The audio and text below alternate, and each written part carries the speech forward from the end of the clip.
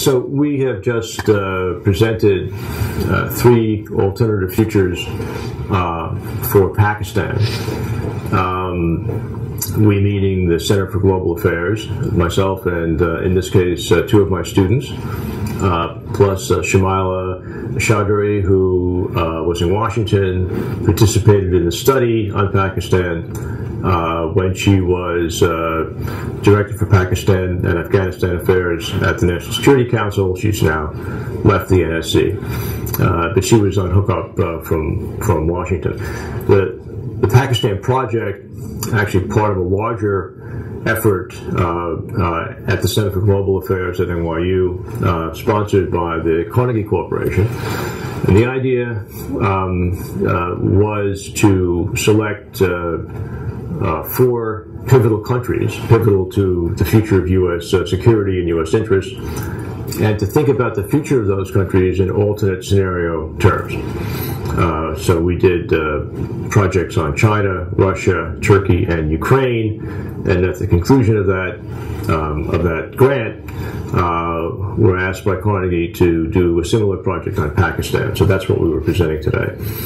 The Pakistan scenario process involved basic research on drivers of change for the future of Pakistan, a 1.5-day conference at NYU with 15 or so experts from around the world on Pakistan and on the region of South Asia and on U.S. foreign policy.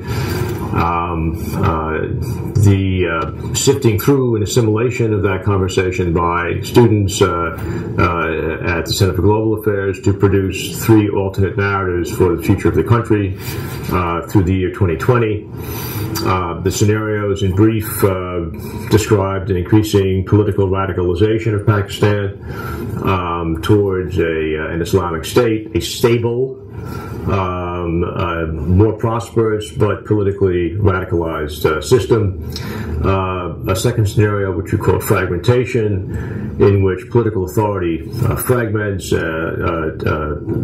both at the federal level as well as at the regional level, involves increasing chaos, malgovernance, internal conflict, with that conflict possibly spilling over Pakistani borders.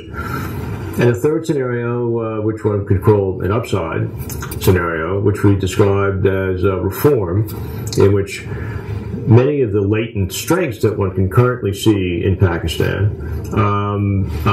become more prominent. A rising middle class, an active civil society, rich resources and economic potential, operating in a more stable regional environment in which many of these strengths become more fully developed. So those are the 3 scenarios. We also discussed the policy implications for the United States. Clearly, the reform scenario was the best of the 3.